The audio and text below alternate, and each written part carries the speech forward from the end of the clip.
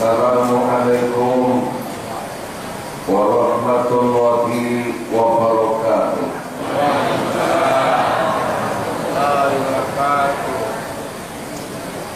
Hamdan wa syukran lillah, salatan wa salaman ala rasulillah, sallallahu ala sayyidina Muhammad ibn Abdillah, amma ba'du. Yang sama kita hormati, kita muliakan panitia penyelenggara acara peringatan 1 Muharram beserta seluruh jajaran, dan berikutnya yang sama kita hormati, kita muliakan para qori kita, pembawa selawat pada malam hari ini, dan berikut pula kepada para orang-orang tua kami, para sesepuh yang ada di lingkungan kita ini, para bapak, ibu, para jamaah yang tidak dapat saya sebutkan satu persatu, yang semoga kita dimuliakan oleh Allah. Puja dan syukur kita kehadirat Allah sebagai Tuhan yang kewajiban wujud, Tuhan yang telah mengatur alam ini, yang telah memberikan nikmat lahir dan batin kepada kita. Malam ini kita dapat berhadir, berkumpul di masjid yang mulia ini di dalam rangka memperingati, menyambut hadirnya malam tahun baru Islam 1 Muharram 1434 Hijriah. Berikutnya selawat beriring salam kehadiran junjungan malam Sang Habibullah, kekasih Allah Muhammad Rasulullah sallallahu alaihi wasallam, yang telah membawa umat manusia dari alam kejahilian menuju kepada alam keislaman yang berorientasi menyelamatkan kehidupan manusia dalam kehidupan dunia dan dalam kehidupan akhirat. Hadirin kaum muslimin yang berbahagia, malam ini sebagaimana yang kita sepakati bersama, kita berkumpul di tempat ini di dalam rangka memperingati, bahkan menyambut hadirnya tahun baru Islam 1 Muharram 1434 Hijriah. Pergantian tahun yang kita alami ini bukan sekedar melewati hari demi hari, bulan demi bulan, dan tahun demi tahun. Tapi pergantian tahun yang kita alami ini hendaklah menjadi barometer dalam kehidupan kita, di mana kita akan melakukan satu nilai ke depan tentang apa yang akan kita buat dan kita lakukan. Rasulullah Shallallahu Alaihi Wasallam menyatakan, orang yang hari ini perbuatannya lebih jelek dari hari kemarin, itu adalah orang yang celaka. Orang yang hari ini perbuatannya sama dengan hari kemarin, maka dialah orang yang merugi. Kalau begitu, siapa orang yang beruntung? Siapa orang yang beruntung? Tentunya seorang istri yang mendapatkan suami namanya Bang Untung. Orang yang beruntung menurut Nabi, orang yang perbuatannya hari ini lebih baik daripada hari kemarin. Oleh karenanya pantas kalau Umar bin Khattab radhiyallahu anhu setiap memasuki tahun baru Islam, beliau mengatakan, hasibu anfusakum qabla an tuhasabu. Hitunglah semua amal-amalmu sebelum kamu dihitung oleh Allah. Apa maksud dari ungkapan Umar bin Khattab ini? Sesungguhnya dalam ungkapan ini mengandung makna, rupanya setiap terjadi pergantian tahun, secara hitungan memang usia kita ini makin bertambah. Tapi hakikatnya sesungguhnya usia kita ini makin berkurang. Kalau sudah makin berkurang, maka makin berkurang pula jatah hidup kita. Begitu makin berkurang jatah hidup, maka kita akan dekat dengan satu peristiwa yang kita sebut dengan kematian. Rasulullah meninggal umur 63 tahun. Maka kita yang umatnya biasanya merujuk kepada umurnya Rasul. Nah, kalau aku sekarang ini 40 tahun, berarti 23 tahun lagi jatah hidupku. Nah, kalau ada yang hadir sekarang ini 50 tahun, berarti 13 tahun lagi. Kalau ada yang 60 tahun, berarti 3 tahun lagi. Kalau ada yang 62 tahun 11 bulan, berarti sebulan lagi. Tapi sebenarnya istilah bicara tentang persoalan mati ini, kita tidak harus berpikir secara negatif thinking. Artinya kita harus tetap membicarakan mati ini dengan nilai-nilai positif. Jangan begitu kita bicara mati terus lemes ujungnya.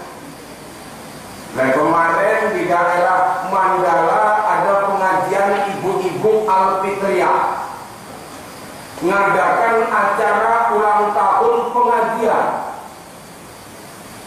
Saya ditunjuk sebagai penceramah karena acaranya agak ramai nih Pak, pakai keyboard pula ya. Selesai saya ceramah, malah ketuanya Bu Nilam Sari Siregar ngomong, tolong nyanyi lah Ustaz. Terakhir ku mainkan 4 lagu. Lagu pertama, lagu Nasib Sadarilah. Dari mana kamu ini? Sedang di mana kamu ini? Mau kemana kamu ini? Ibu-ibu yang dengarkan lagu ini, ku tengok agak lemes semua. Terakhir ku mainkan lagu kedua, Mahkamah Tuhan.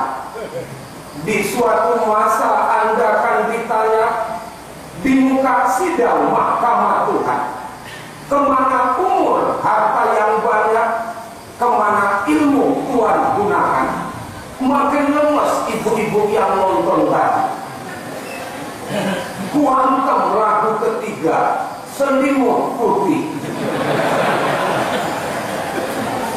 Bila Israel datang memanggil, ku tengok ibu-ibu yang tua pada ngelongsor semuanya. Terakhir karena ku tengok ngelongsor semua, awak pun berpikir gimana cara membangkitkannya.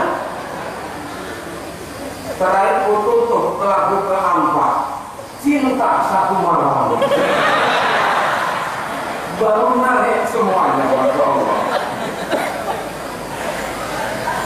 Oleh karenanya menanggapi tentang persoalan mati ini, jangan kita bersikap apatis. Karena istilah mati itu kan pasti dan bakal terjadi. Artinya macam mana pun kita, kalau memang sudah ajal, jangankan kita sakit, sehat pun bakal mati. Tapi macam mana pun kita sakit, kalau memang belum ajal, juga belum mati. Bu, semalam ada ibu-ibu di daerah Tembung sana, di stasiun Bandar Kelipah, ada ibu-ibu yang sudah frustasi mau bunuh diri di rel kereta api. Terakhir waktu kereta api lewat dari Ranto, dia tidur di atas rel itu. Lewat kereta api, lah ibu itu kok bangun lagi. Ditengoknya kok nggak berdarah tubuh saya, kok nggak mati ya? Padahal dia udah sore betul mau mati waktu itu. Tapi karena belum ajal, insya Allah nggak mati. Kenapa dia nggak mati? Karena kebetulan di stasiun Bandar Kelipah itu kan relnya ada 2, Pak. Ada sebelah kanan, sebelah kiri. Ibu ini tidur di sebelah kiri, kereta apinya lewat sebelah kanan. Dia nggak ketabrak. Itulah kalau belum ada. Oleh karenanya, sekali lagi bicara tentang persoalan mati ini, yang jelas Imam Al-Ghazali sudah berwasiat kepada kita. Beliau bilang, wa hujjat fa inna safar ba'id, perbanyaklah bekalmu karena kamu akan melakukan satu perjalanan yang amat jauh. Logikanya, semakin jauh perjalanan yang akan kamu tempuh, harus makin banyak bekal yang kamu siapkan. Alangkah sengsaranya orang yang menempuh perjalanan jauh, modalnya cuma sedikit. Maka mati merupakan perjalanan jauh. Kalau begitu, perbanyaklah perbekalan, karena mati sesuatu yang pasti dan bakal terjadi. Makanya betul kita hidup ini, Pak, rupanya cuma nunggu giliran. Kita hidup di dunia ini, Pak, cuma nunggu panggilan. Bu, kita hidup di dunia ini cuma nunggu panggilan. Lumayan yang manggil Pak Lurah dapat kompor gas. Lah kalau yang manggil malaikat, kena gasnya langsung kitanya. Hadirin yang kami muliakan, lalu dalam menanggapi hadirnya tahun baru Islam ini, apa yang bisa kita buat dan kita lakukan? Pertama, tidak ada lain adalah memantapkan nilai keimanan kita ke depan. Kenapa harus nilai iman? Imam Al-Ghazali memberikan wasiat kepada kita, jadi di safinah wa inna fahrul amir, perbaiki kapalmu, betulkan sampanmu, karena sesungguhnya lautan ini sangat dalam. Artinya apa? Artinya jaga imanmu, jaga akidahmu, karena hidup di dunia ini laksana badai gelombang di tengah lautan. Kalau sampan tidak kuat, niscaya dia akan karam dengan hantaman gelombang tersebut. Oleh karenanya yang perlu kita lakukan dalam menghadapi era ke depan ini, nggak ada lain adalah memantapkan nilai iman. Kenapa?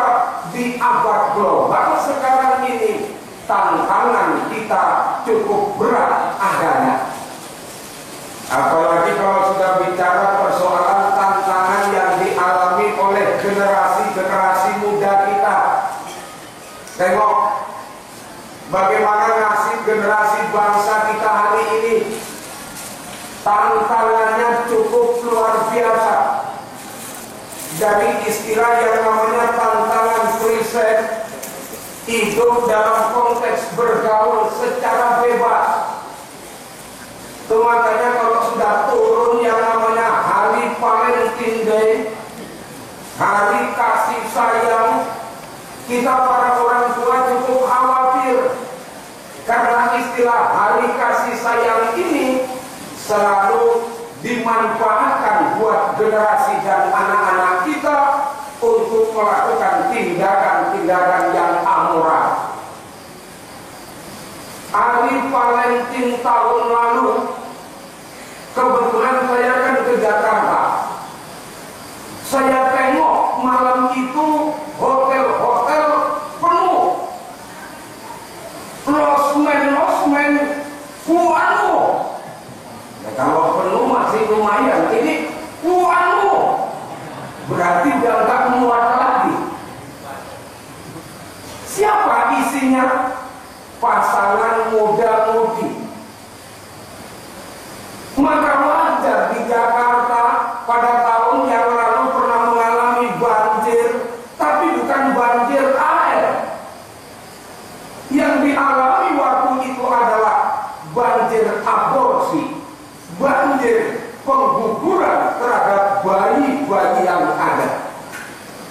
Bayi banyak dibuang ke sungai-sungai, bayi yang lahir banyak dibuang ke tong-tong sampah. Kenapa ini terjadi? Karena sesungguhnya tidak ada yang bertanggung jawab terhadap proyek yang mereka kerjakan. Belum lagi tantangan generasi kita hari ini, maraknya narkotik dan obat yang sangat berbahaya. Saya waktu ceramah di penjara Labuhan, kalau nggak salah kemarin itu ada 900-an, 70-an napi. 75% dihuni oleh generasi muda, dan kasus yang melonjak hari ini adalah persoalan narkotik dan obat yang sangat berbahaya. Itu makanya kalau topi mereng, whisky, kampur diminum, yang rusak jantung. Tapi kalau sudah narkotik dan obat yang sangat berbahaya dikonsumsi oleh generasi kita, yang rusak adalah sel otak saraf yang ada pada generasi muda kita. Oleh karenanya ini merupakan bisnis besar, sebagaimana yang dibahas dalam TV One kemarin, yang menunjukkan kepada kita ada orang-orang yang punya kepentingan dan tidak senang terhadap generasi bangsa ke depan menjadi generasi yang cerdas, generasi yang tentunya open terhadap generasi yang open ketika ustadznya drama memberikan tes adanya.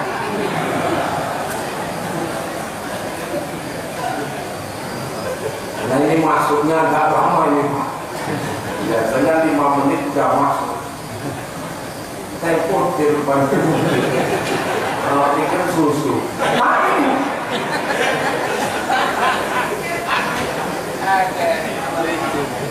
Itu makanya kita kasihan buat nengok generasi bangsa kita. Saya kalau hari Sabtu sering ke Sibolangit nengok tempat Pak Kamaludin, bagaimana adanya rehabilitasi narkoba itu. Apalagi kalau udah di kampung saya, Tembung, Kecamatan Persetan, maksudnya Percun Seituan, banyaknya generasi yang sudah tergodok dengan itu. Sampai kemarin saya tawarkan sama Pak Kepala Desa, saya kepingin tanah 2 hektar. Saya juga kepingin untuk membuat tempat rehabilitasi untuk anak-anak kita. Latar belakangnya kalau anak terkecimpung dalam bentuk itu tidak terlepas dari aspek pergaulan hari ini. Bahkan karena lemahnya nilai iman yang dimiliki, akhirnya yang muncul anak dan generasi kita kadang-kadang saling membunuh. Bahkan ada pula seorang anak yang menghabisi nyawa orang tuanya. Saya yakin perlakuan itu dilakukan latar belakangnya adalah karena sudah tercolok nilai obat-obatan yang seperti itu. Kalau begitu, dalam rangka tahun baru Islam, yuk kita siapkan generasi ke depan menjadi generasi yang Islam. Dalam rangka tahun baru Islam, yuk kita siapkan anak-anak kita menjadi kader-kader anak yang soleh dan soleha. Ya Bu, kita siapkan anak-anak kita menjadi anak yang soleh, Bu. Yuk, kita jadikan anak kita menjadi anak yang berbakti kepada orang tua, yuk, pulang yuk, pulang. Maka benar kalau Islam mengajarkan begitu kita punya anak lahir, tolong ajarkan di telinga kanannya. Kenapa harus diajarkan? Rupanya anak yang baru lahir itu diibaratkan seperti pita rekaman kaset kosong. Apa yang kita rekam pertama kali, itulah yang akan terngiang dalam hatinya. Kalau kita tanamkan makna tauhid Allahu Akbar, kalimat inilah yang perlu untuk kita ungkapkan. Makanya begitu lahir anak, tolong diajarkan. Bu, siapa yang ngajarkan, Bu? Siapa, Bu? Ya, suami kita. Jangan ngaku. Mengaku nggak ikut-ikutan kok suruh ajarkan itu. Yang ada itu suami kita. Tanamkan nilai iman. Bahkan kalau orang-orang tua kita dulu mendidik kita, selalu menidurkan kita di ayunan dengan lagu-lagu dakwah, dengan lagu-lagu pendidikan. Ngayun anak, sholatullah, salamullah, lagu dakwah yang poilah, lagu dakwah. Datang ibunya, Ustaz, aku hafal di lagu bahasa Arab, yang ngerti bahasa Indonesia. Enggak apa-apa, yang penting lagu pendidikan. Tidur. Ayun, ayun, Siti Aisyah, mandi di kali, rambutnya basah, tidak sembahyang, tidak puasa, di dalam kubur mendapat siksa. Anak yang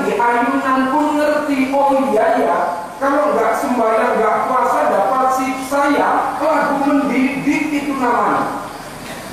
Ini kadang-kadang mak-mak sekarang kaulah sudah demen dangdut, ngayunkan anak pun lagu dangdut. Dior, lagu cinta pula itu Mona Sutra. Bongol, kau terobos gangguan cintaku. Anaknya pun keluar dari ayunan koyang, koyang, malah saut-sautan emak sama anak. Mau jadi apa terakhir anak kita? Didik dengan mentalitas iman dan agama. Makanya dalam Islam hakul waladi ala walidi situn, ala walidi salasa. Kewajiban orang tua terhadap anak itu ada 3 Pak. Pertama, anyu hasina ismahu, memberi nama yang baik itu kewajiban orang tua terhadap anak supaya terbentuk karakter anak yang soleh dan soleha. Ngasih nama yang baik, nama yang kita tabalkan di dunia ini bakal dipanggil nanti di akhirat sesuai dengan nama yang ditabalkan di dunia ini. Maka berikan nama yang baik. Cari di Al-Quran nama-nama yang baik. Kadang-kadang ada juga bapak-bapak ngambil nama anaknya di Al-Quran. Udah dikasih nama anaknya Pak, udah ngambil di mana? Al-Quran. Ya apa namanya? Al-Baqarah. Al-Baqarah itu artinya lembu Pak. Pedenya terbahasa apa keren. Cari nama-nama yang cantik. Nama-nama Nabi Muhammad Yusuf, Muhammad Ibrahim, Muhammad Ismail. Nama-nama yang cantik. Atau mujahid Islam Jamaluddin Al-Afghani, Syed Ridho, Muhammad Najib. Itu nama-nama yang cantik yang kita berikan buat anak kita. Ya, kadang-kadang orang tua ngasih nama anak perpaduan suami istri. Emaknya kebetulan namanya Marbia, bapaknya Mahmud, kasih nama Marmut. Itu kan sudah tidak etis memberikan nama yang seperti itu. Berikan nama yang baik terhadap anak kita. Bahkan wayu'allimahul kitab, ajarkan anak dengan Quran. Tuh, kalau anak kita sudah bisa baca Quran Pak, nggak usah khawatir. Pernah kubaca dalam satu kitab, malaikat Jibril ini diperintahkan Allah untuk menyabut nyawa seorang bapak dengan paksa dan keras. Balik ngadep Allah. Ya Allah, nggak sampai hati aku mencabut nyawa bapak itu dengan paksa dan keras sebagaimana perintahmu. Kenapa? Sedang saya ya Allah, anaknya di samping baca Al-Quran. Rupanya waktu orang tua sekuratil maut, anaknya di samping baca Al-Quran, sedang malaikat itu mencabut nyawa dengan paksa dan keras. Malaikat gak ngomong, ya Allah, gak sampai hati aku mencabut nyawa bapak itu dengan paksa dan keras. Kenapa? Anaknya di samping. Ya kenapa? Anggota BRIMOB ya Allah. Bukan itu, tapi yang baca Quran. Oleh karenanya untuk mencetak generasi kita ke depan, cetaklah dia dari mulai lahir, ajarkan agama.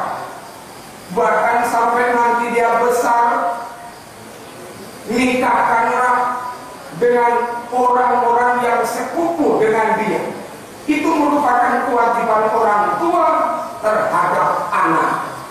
Oleh karenanya saya berharap kepada kita generasi-generasi muda, remaja-remaja masjid, hendaklah dengan semangat momentum tahun baru Hijriah ini bangkitlah untuk dalam rangka mengkondisikan supaya kita tidak terjebak dalam abad global ini dengan sistem pergaulan bebas, maraknya narkoba, tawuran dan lain sebagainya, jawabannya tidak ada lain adalah konsekuensi iman yang perlu kita kedepankan.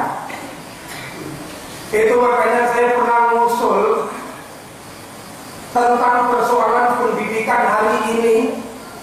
Maunya yang di UNK itu jangan pelajaran umum saja, tapi juga menyangkut pelajaran agama. Karena aspek pola mendidik bangsa hari ini nggak bisa kita didik anak-anak kita cuma dengan istilah mengisi otaknya dengan ilmu pengetahuan, tanpa kita isi hatinya dengan nilai keimanan. Karena kalau kita isi otaknya dengan ilmu pengetahuan, sementara hatinya tidak kita isi dengan keimanan, yang muncul nanti adalah generasi pintar tapi tidak benar. Kalau sudah pintar tidak benar, inilah yang terjadi hari ini, sehingga bangsa kita sudah mulai kehilangan jati dirinya sebagai bangsa yang punya budi pekerti luhur, sebagai bangsa yang ramah tamah, yang sopan santun. Tapi justru hari ini yang muncul kader-kader kita adalah generasi yang suka dengan kekerasan. Wajar akhirnya kita lihat, Bu, Indonesia yang sebenarnya negara ini subur, negara ini potensi alamnya cukup luar biasa, tapi justru kita mengalami multidimensi krisis. Dari mulai krisis ekonomi, krisis moral, krisis sosial, bahkan krisis politik yang terjadi. Nggak cukup dengan itu, malah bangsa ini akrab sama musibah. Angin puting beliung, banjir bandang, tanah longsor, gempa bumi. Di daerah Jawa Merapi meletus, Mbak Marijan jadi korban. Malah kemarin di Sumatera Utara, Sinabung sempat mengeluarkan asap. Sementara mengeluarkan asap itu termasuk ciri dan tanda hari kiamat, karena munculnya aduhot asap di mana-mana. Macam semalam aku pulang ceramah dari Jalan Karya, ku tengok di Sukarame asap mengepul. Begitu ku datangi, rupanya bukan sate Padang atau apa.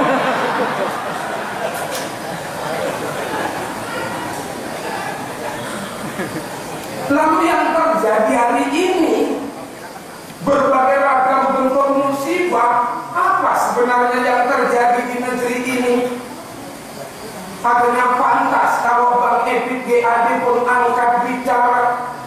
Kawan coba dengar apa jawabnya ketika ia bertanya mengapa bapak ibunya telah lama mati di telan bencana alam ini.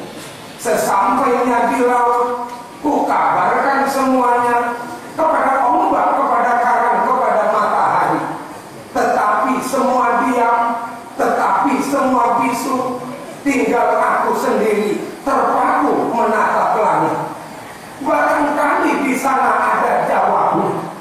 Mengapa di tanahku terjadi bencana? Mungkin Tuhan sudah mulai bosan melihat tingkah laku manusia yang selalu bangga dengan dosa-dosa. Atau sebaliknya Allah yang sudah mulai enggan bersahabat dengan kita. Mari kita tanya pada rumput yang bergoyang. Ho ho ho ho ho ho ho. Itu memang ada ho yang nggak boleh ditinggalin.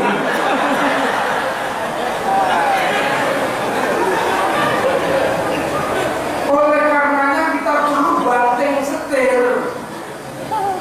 Sebenarnya kiamat ini, Bu, sudah mau diturunkan sama Allah. Tapi karena masih ada 3 golongan, kiamat ini dipending, nggak jadi turun. Apa itu yang 3 golongan? Pertama, masih banyaknya orang-orang tua kita yang mau sujud kepada Allah.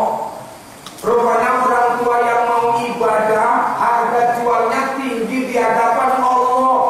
Kiamat nggak jadi turun,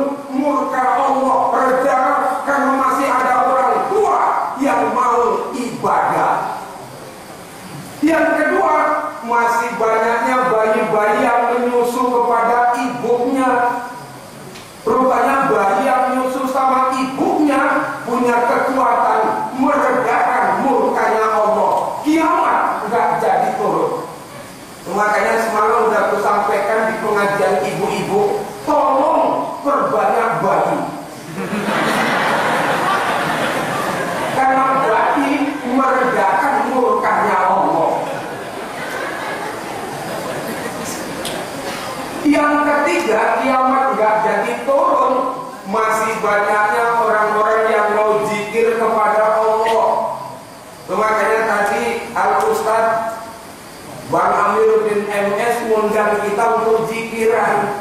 Rupanya zikir itu meredakan murkanya Allah. Apalagi kalau udah cerita zikir, alhamdulillah Sumatera Utara ini budayanya zikir. Minimal seminggu sekali kita lakukan. Di mana? Perwiritan. Wirid ini Pak, maaf memang gak ada dasar Quran hadisnya, tapi isi wirid ada dalam Quran dan hadis. Apa itu isi wirid? Pertama, menegakkan silaturahim. Apa ada Islam nyuruh kita silaturahim? Ada.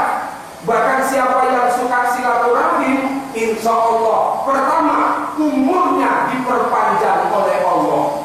Artinya kalau ibu rajin wirid, insya Allah nggak mati-mati, panjang umur diberikan Allah.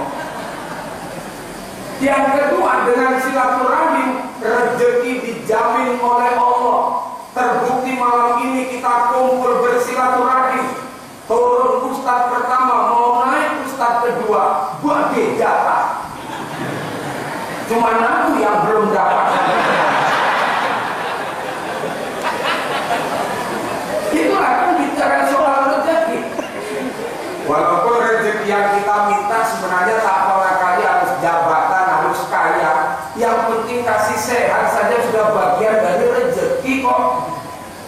Cuman saja orang nggak pernah merasakan nikmat sehat kalau belum jatuh sakit. Begitu sudah sakit baru ngerti mahalnya nikmatnya sehat itu. Makanya mumpung suami kita masih sehat-sehat, kasih makanan yang enak-enak. Kalau kadang-kadang kan kebalik, suami sakit baru dikasih makanan yang enak. Mana selera udah sakit. Udah sakit ditawari ikan ayam ya, bang ikan ayam ya. Suaminya jawab nggak selera. Buat apa nggak selera. Kawin lagi mah itu selera, nggak ada masalah. Sakit itu nggak ada persoalan.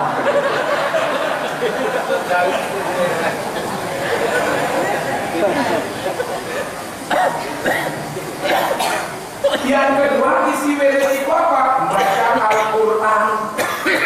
Cuma biasanya kalau wirid ini baca Quran, kalau masih baca Qul mantep. Bismillahirrahmanirrahim.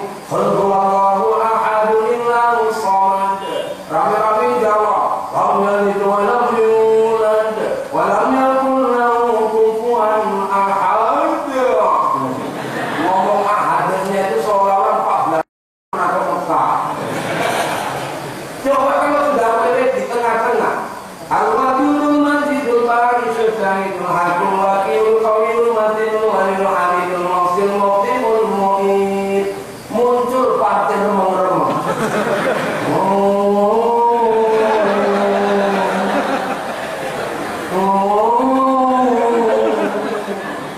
Terakhir baru wirid Basir.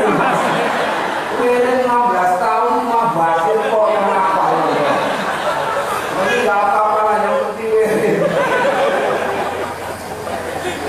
Sisi wirid ketiga apa bu? Zikir kepada Allah. Ini kalau zikir bapak-bapak sama ibu-ibu memang karena saya ada jamaah bapak ibu memang agak beda ini Pak. Kalau bapak-bapak pas zikir agak serem memang. Dibaca komandannya Abdul Zikri Fa'lam annahu la ilaha illallah. Rame-rame jawab la ilaha illallah. Macam mana ngomong? La ilaha illallah. Zikir pun makin naik kereta masuk di satu korban. La ilaha illallah. La ilaha illallah. Komandannya ini gak zikir nengokin. Begitu nampak udah berkeringat baru masuk dua korban. La ilaha illallah. La ilaha illallah. Makin seru masuk tiga. Laki-laki pun hilang, tinggal loh. Tapi kalau ibu-ibu wirid masih tertib.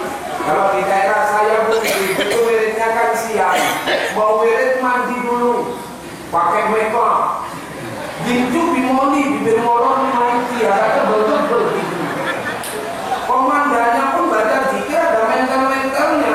Apa tolong dikeri, pangang langang, langang.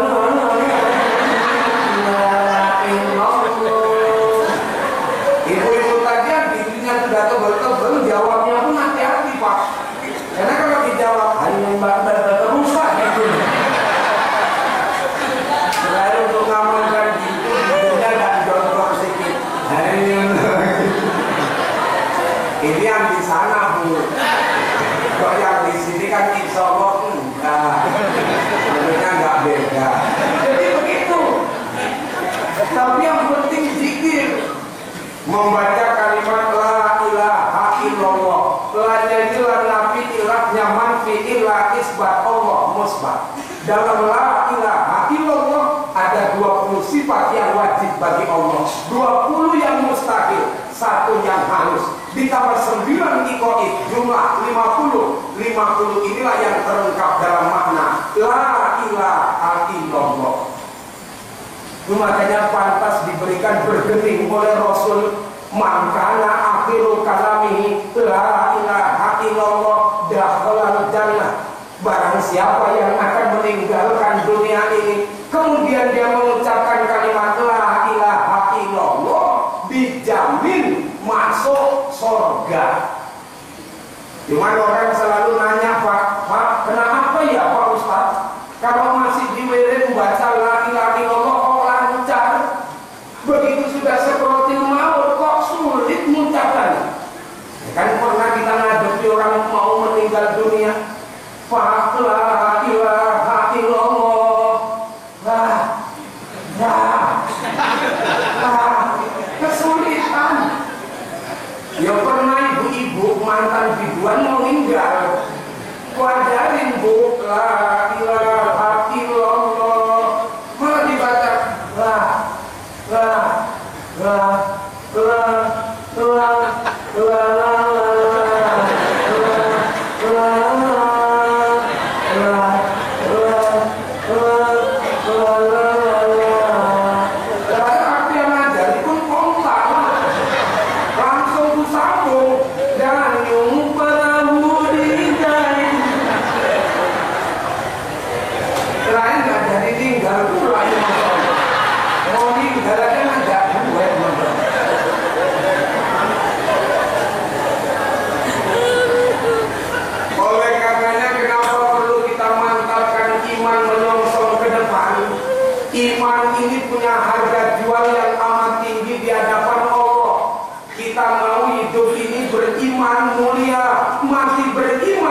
juga mulia.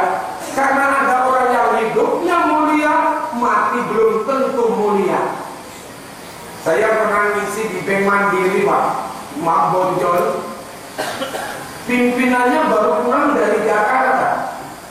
Di tanah kusir Jakarta ada 2 orang meninggal dunia, mayat A sama mayat B.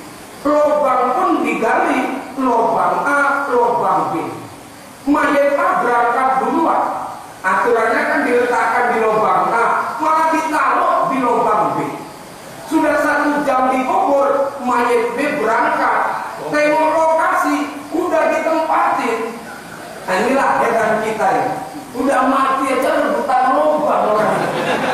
Pantes masih hidup rebutan tanah PTP kan gitu. Kata keluarga mayat A, ya sudahlah Bang, mayat B tahu adalah ke lubang A, telah dipulakan sama-sama lubang. Kata keluarga mayat B, emang sama-sama lubang Bang, tapi lubang siapa? Sedangkan Evita malah nanya, ini rambut siapa?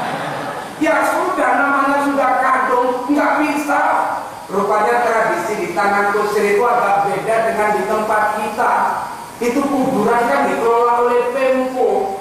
Kalau kita punya keluarga meninggal setahun nggak bayar pajak, hilang itu kuburan. Maka secara administrasi mayat A lubangnya A, mayat B lubangnya B. Karena tertukar, mayat A yang dikubur 1 1 jam dibongkar waktu ini. Begitu dibongkar, cerita Pak pimpinan sama aku, mayat bukan lagi tidur ngadep kiblat.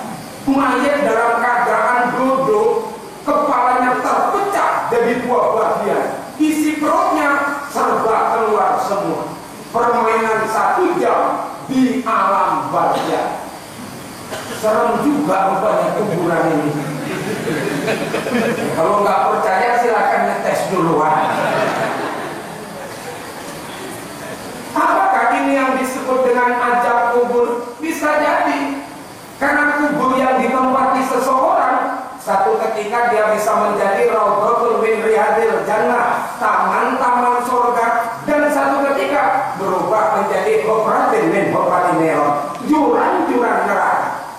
Itu makanya betul kalau kita sholat begitu baca tasawuf akhir, fil alamina innaka hamidum majid, jangan salam. Dalam kitab Sabilal Muhtadin, Tuan Arsad Al-Banjari melalui hadis Nabi menganjurkan kepada kita untuk membaca doa. Apa doanya? Allahumma inni a'udzubika min adzabil nari wa min adzabil qabri wa min fitnatil mahya wal mamati wa min syarri fitnatil masiihid dajjal. Baru salah. Doa apa ini? Doa supaya kita lepas ajab kubur. Udah apa lu? Udah apa? Ada yang belum? Nah, kalau yang belum nanti sholat subuh karena belum hafal, habis fil alamina innaka hamidum majid, cukup ngomong dalam hati yang dibaca Ustaz tadi malam. Nah itu ada. Orang nggak hafal.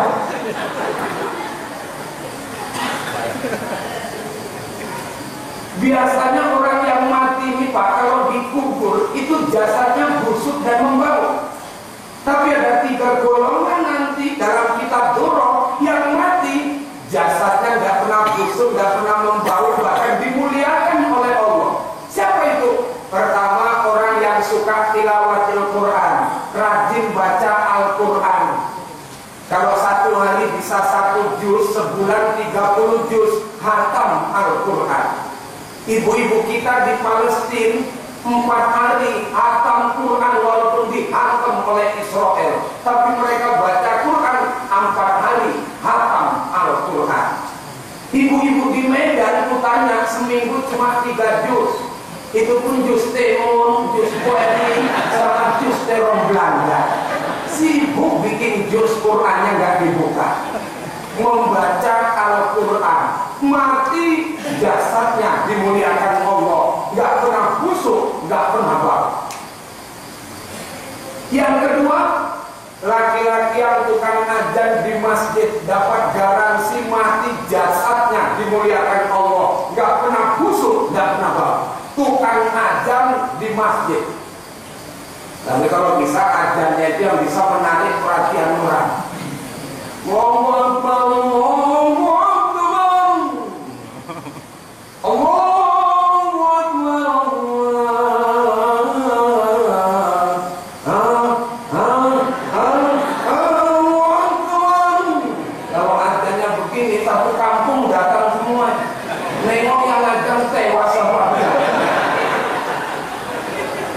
Tapi yang penting kalau ada minimal pakai lagu lah supaya agak indah terasa. Nah kalau polos-polos saja nggak pakai lagu agak kurang indah. Sama dengan baca Al-Quran pakai lagu nggak pakai lagu beda ya. Bacaan Bismillah nggak pakai lagu Bismillahirrahmanirrahim nggak enak. Pakai lagu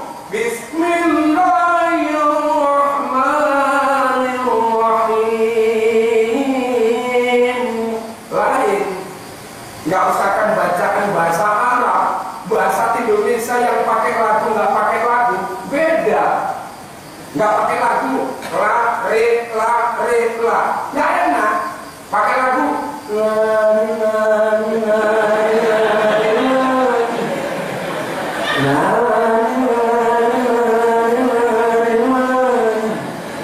masihkah engkau sayang kepadaku, Rita Sugiarto Kahela, ini pakai lagu.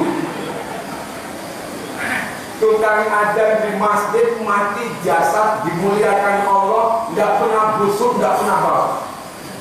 Satu semalam aku ceramah di PLN Lubuk Pakam, ada yang nanya, minta izin Ustaz kalau tukang komat Pak. Aku nerangkan adzan, dia nanya komat. Terakhir aku jawab busuk separuh. Tukang komat. Sebenarnya nggak masuk ini tukang komat. Dia nggak kasihan aku buat separuh. Dia nggak masuk tukang adzan. Yang ketiga nanti mati jasad dimuliakan Allah. Orang yang suka bangun tengah malam. Siapa yang rajin bangun tengah malam? 08 Male, bukan.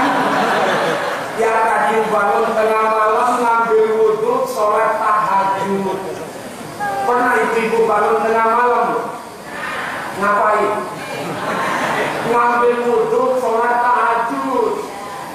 Jangan dikecewakan malaikat. Malaikat sudah nyatet ibu anu bangun setengah 3. Kamar mandi kencing sialan korban. Ini itu namanya. Ngambil wudhu, sholat tahajud, nggak usah banyak-banyak, 12 rakaat cukup. Kalau sama witir berarti 13. Yuk, sholat tahajud menaikkan makom dan kedudukan kita. Kalau rezeki nanti agak seret, antum sholat duha. Sholat duha ini melancarkan rezeki. Kawan saya udah 25 kali berangkat haji. Dia bilang, Ustaz sampaikan sama jamaah ibu-ibu supaya ibu-ibu gampang naik haji.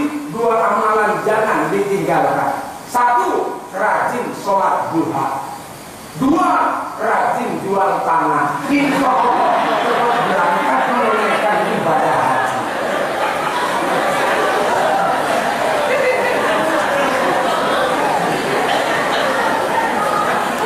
Ini yang perlu kita perbaiki ke depan, bicara tentang persoalan iman.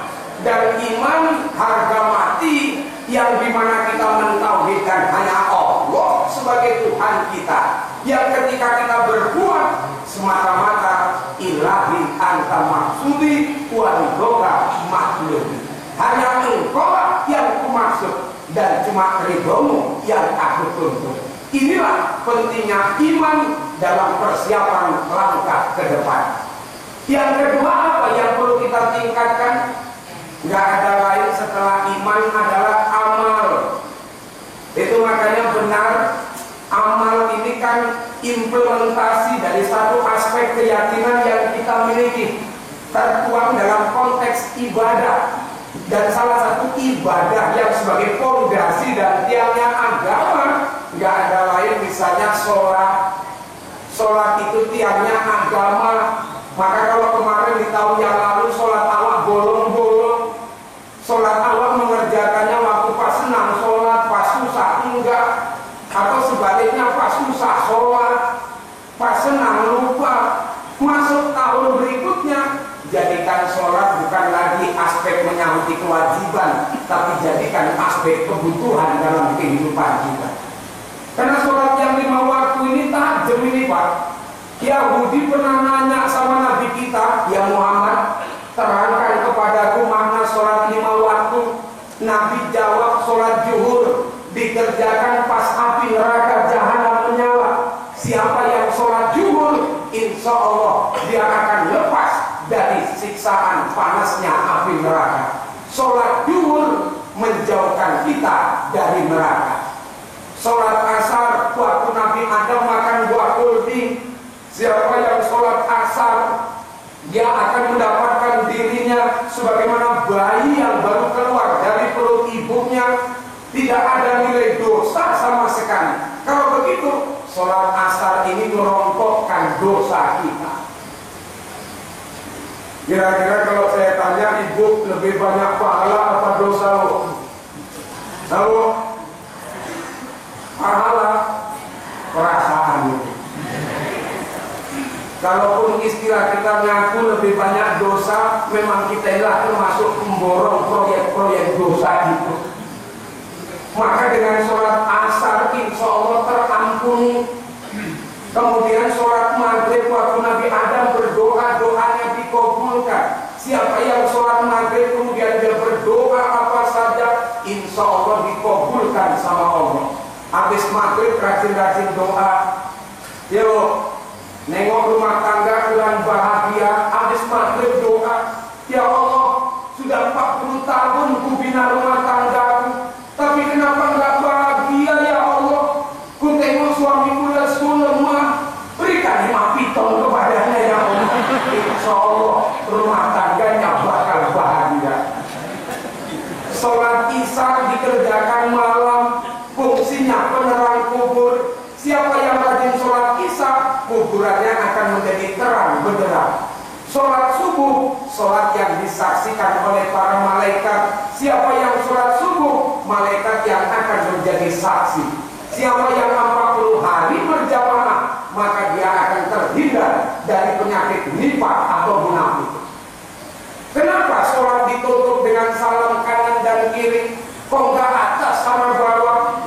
Rupanya ini mengandung unsur filosofi. Apa maksudnya? Setelah kau menyelesaikan hubungan kepada Tuhanmu, maka silakan kau berhubungan kepada tetangga kanan kirimu. Perhatikan mereka. Kalau masih ada yang kurang, berikanlah sesuatu yang kita punya kepada orang lain. Itulah sedekah. Sedekah menolak 70 pintu bala, 70 pintu musibah bagi orang yang melakukan sedekah. Insya Allah orang yang rajin sedekah jauh dari bala, jauh dari musibah. Misalnya ibu rajin sedekah lewat di jalan besar, ditabrak motor dan truk, motor dan truknya yang hancur total. Ibu sendiri tewas. Itu kalau dites-tes, tapi kalau enggak, insya Allah kita diselamatkan oleh Allah. Waktu kemarin di daerah Deli Serdang kena musibah angin puting beliung, puluhan rumah hancur total. Terakhir aku turun sama asisten bupati waktu itu nengok, wah masya Allah hancur. Tapi tengah-tengah rumah Bu aja kesenggol sedikit pun enggak dengan angin puting beliung itu. Orang-orang ngomong, yang lain hancur kok Bu aja di tengah-tengah enggak kesenggol angin puting beliung itu. Apa amalannya? Terakhir aku disuruh nanyakan, kutanyakan sama ibu itu, Bu, yang lain rumahnya hancur total, rumah ibu tetap berdiri menantang. Apa yang ibu amalkan? Ibu tadi pun jawab, insya Allah Ustaz, sampai sekarang ini saya rajin mengamalkan minum jamu pola angin. Kalau kita rajin sedekah kan gitu.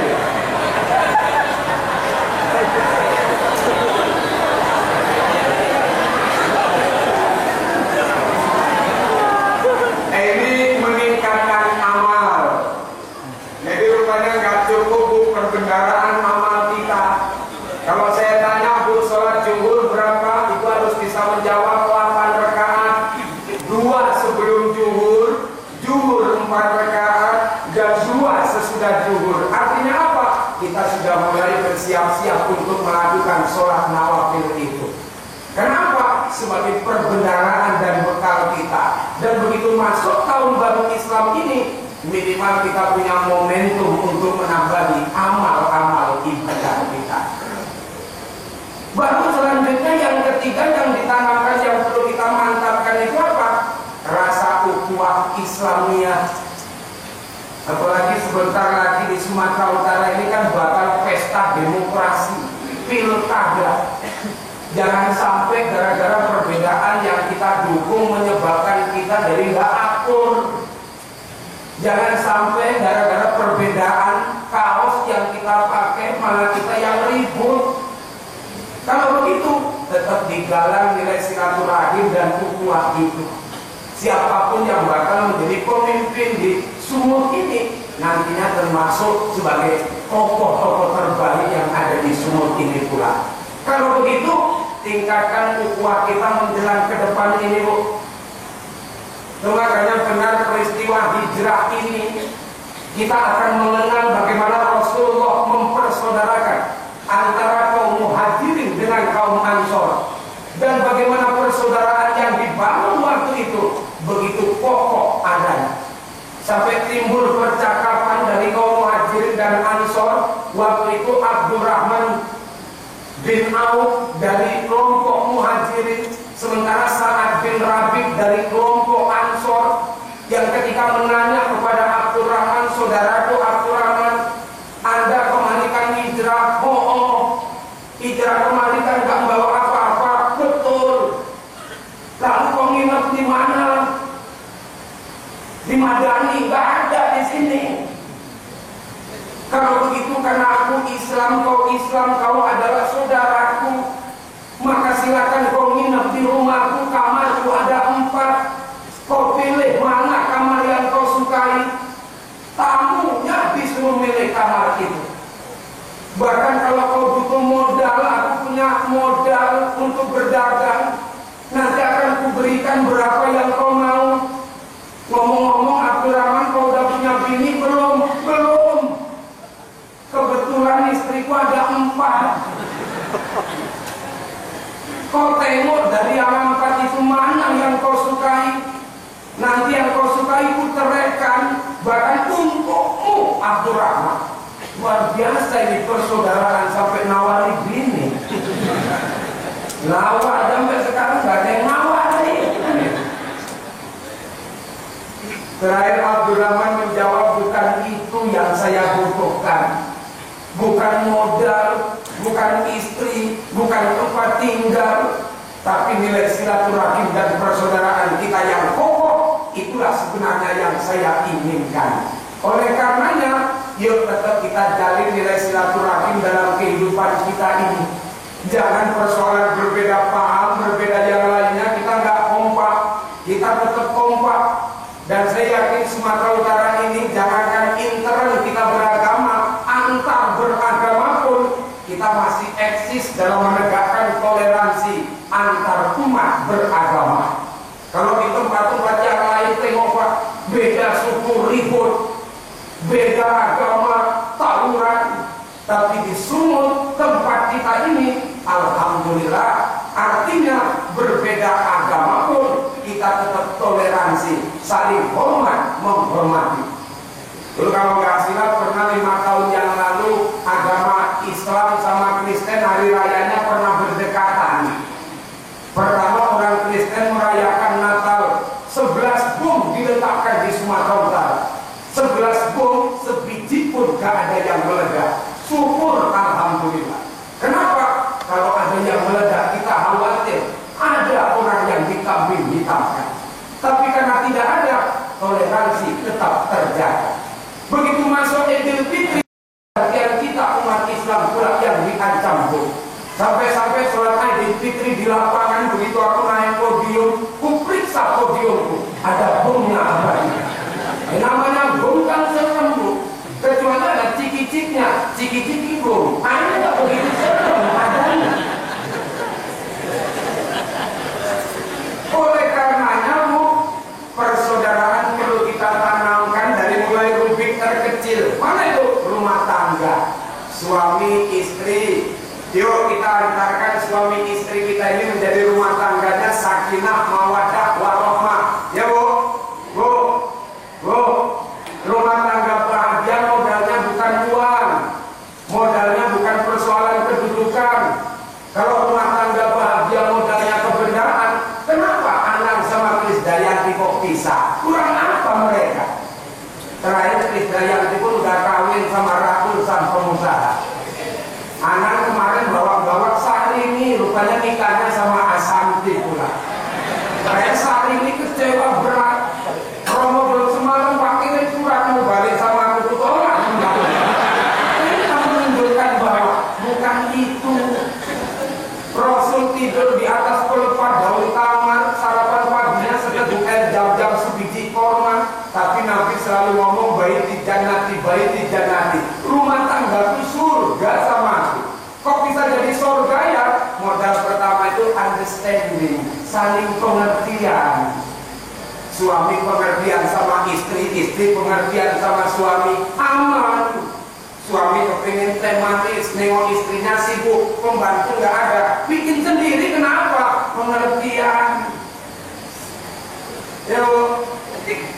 Istri pun gitu, mau bikin pola pisang butuh kelapa, nengok suami nggak ada, manjat sendiri. Pak saling pengertian. Nah, kalau sama-sama pengertian kan enak sendiri. Makanya Bu, ada amalan yang paling besar pahalanya. Rupanya kalau ada istri yang bikin teh manis buat suaminya, diminum satu teguk,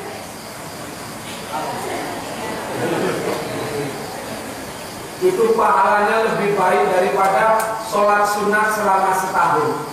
Kalau diminum 2 teguk 2 tahun. Makanya kalau ngasih teh manis sama suami jangan ditinggal pergi, tungguin. Ngomong sama suaminya, tegukannya banyak ya Pak. Suaminya minum habis Pak, ngomong bikinkan teh manis dari sorong kan. Habis bikin sorong kan. Insya Allah seminggu kena kencing manis. Ngerti pahala. Naik haji itu kalau nggak silap 30 jutaan, tapi ibu yang nggak berangkat haji bisa dapat pahala sama dengan orang naik haji pahalanya. Apa itu? Senyum kepada suaminya, pahalanya sama dengan berangkat haji. Senyum, sekali senyum, sekali naik haji. 2 kali senyum, 2 kali naik haji. Makanya besok kan suami nggak kerja karena hari libur. Misalnya dia duduk di depan teras, ibu duduk di depan dia, senyum ibu. Dari mulai jam 6 pagi sampai jam 6 sore, pahalanya luar biasa itu. Langsung ibu diantarkan ke rumah sakit jiwa.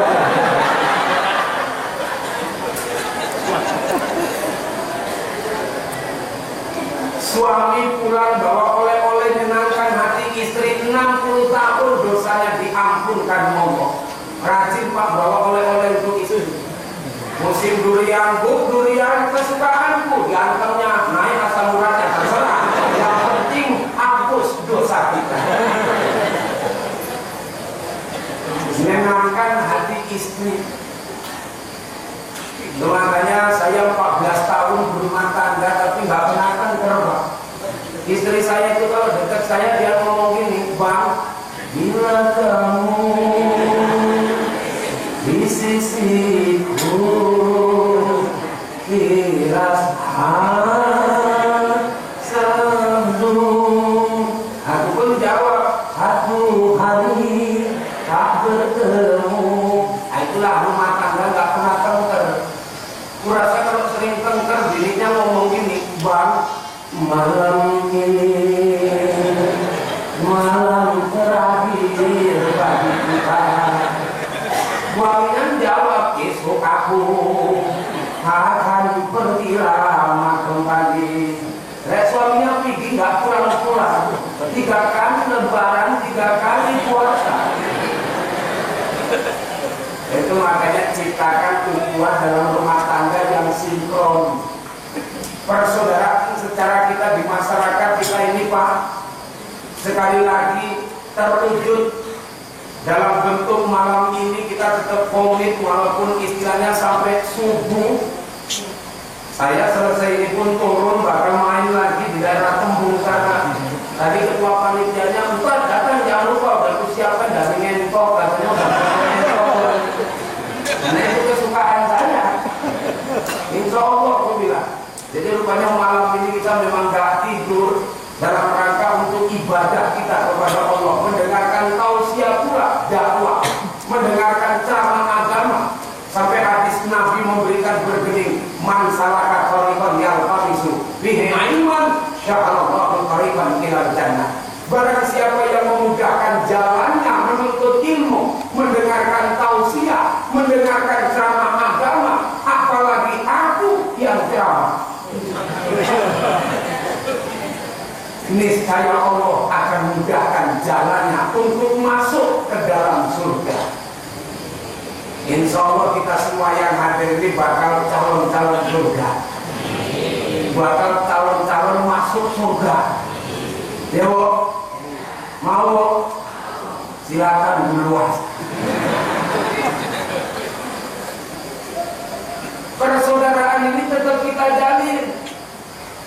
Itu makanya kenapa doa dalam khutbah Jumat tadi ada sebutan Allahumma ighfir lil mu'minina wal mu'minat wal muslimina wal muslimat. Itu kan mendoakan saudaranya, baik yang hidup maupun yang mati, tetap merupakan persaudaraan yang tidak bisa dipisahkan. Maka betul kata Nabi, umat Islam yang satu dengan yang lain kamasalil jasad, macam bentuk satu tubuh. Kalau satu sakit, semua merasakan sakit. Sama dengan istilah bentuk tubuh. Kalau ibu misalnya malam sakit perut, kira-kira bisa tidur apa enggak, Bu? Lo yang sakit kan perutnya, bukan matanya. Kenapa nggak bisa tidur? Rupanya antara perut sama mata punya korelasi hubungan untuk saling merasakan. Begitu juga dengan kita. Maka hiduplah kamu, kata Rasul, seperti dua tanganmu, kanan sama kiri, saling bantu membantu. Tangan kanan capek megangin pik, tangan kiri yang gantiin. Tangan kanan ngangkat teh, tangan kiri yang masukin ke bibir. Saling bantu membantu. Jangan kamu hidup, kata Nabi, seperti dua matamu. Tengok mata kita kanan sama kiri berdekatan, bahkan marganya sama-sama sinar mata. Tapi sampai hari ini Pak, mata kanan tak pernah nengok mata kiri. Mata kiri pun itu nggak pernah nengok mata kanan. Atau sebaliknya, mata kanan sama kiri tak pernah tengok-tengokan. Apalah artinya kita dekat tapi tidak silaturahim? Kalau begitu yuk, mari kita tegakkan silaturahim. Jangankan hidup, sampai mati pun silaturahim itu masih ada. Terbukti kalau orang meninggal dunia, begitu jenazah mau diberangkatkan, ada yang pidato. Siapapun yang meninggal gak peduli. Bapak-bapak dan saudara, bapak ini sudah meninggal, mungkin selama hidup ada kesalahan, kehilapan. Maukah bapak hadir yang hadir ini memaafkannya? Maaf. Sekali lagi, maukah memaafkannya? Maaf. Sekali lagi, maaf. Terima kasih kepada bapak dan ibu yang telah maaf sama-sama. Siapapun yang meninggal. Dulu pernah terjadi Pak, waktu Togel masih hidup, ada agen Togel meninggal dunia. Ustadz disuruh pidato, enggak mau. Saya karena enggak ada yang pidato, juru tulisnya yang pidato. Pakai bahasa sandi semua. Bapak-bapak dan saudara-saudara, bapak ini sekarang sudah terbujur menjadi 03. Mati. Untuk itu cepat kita kubur Pak, karena lama-lama dia akan berubah menjadi 01 setan. Terus bapak-bapak ketahui sebelum bapak ini jadi agen sempat dipukulin orang sekampung gara-gara profesi 08 maling. Tapi baiklah, yang sudah terjadilah. Yang penting kita pikirkan adalah 43 janda yang ditinggalkan. Juru tulis pidato rusak acara. Nah kalau begitu, yuk kita song-song tahun baru ke depan ini menjadi tahun baru, lembaran baru untuk kita membuka diri, memantapkan nilai iman, mengamalkan apa yang ada dalam ajaran agama, bahkan bersilaturahim dan meningkatkan ukhuwah adalah merupakan hal-hal yang harus kita lakukan ke depan. Insya Allah semua itu akan terwujud ketika kita semua kompak dalam melaksanakannya. Wah, 15 lewat Pak. Terus sudah. Oke lah kalau begitu. Karena instruksi dari panitia, ini Bang Budi ini termasuk abangan saya di IAIN Fakultas Dakwah, yang insya Allah menjadi ketua panitia. Datang pula Ustaz Syafi'i, ini biasanya baca Quran, luar biasa ini yang hadir malam hari ini. Dan ada lagi belum datang memang yang lain, dan insya Allah bakal datangan. Oleh karenanya malam ini masjid di komplek Tasbih ini masjid yang penuh dengan keberkahan, sehingga kita yang hadir insya Allah akan panjangkan umur kita, berkahi umur kita, murahkan rezeki kita, dan tahun baru ke depan menjadi tahun baru yang lebih baik buat kita semua. Terakhir ini sajalah yang kusampaikan dalam peringatan menyongsong tahun baru Islam 1 Muharram 1434 Hijriah. Mudah-mudahan apa yang kita sampaikan bermakna adanya. Terakhir, karena kita Sumatera Utara ini banyak orang Melayu, terakhir saya tutup pidato ini dengan sebuah pantun. Nyebrang sungai, sungainya banjir. Karena sungainya banjir, dia takut buka jadi nyebrang, ulang lagi. Jadi itu sajalah yang dapat saya sampaikan. Mudah-mudahan ada manfaat buat kita semua. Terima kasih atas segala perhatiannya. Mohon maaf segala kekurangannya. Dari hidayah wa taufik. Wallahu muwaffiq ila aqwamit thariq. Assalamualaikum.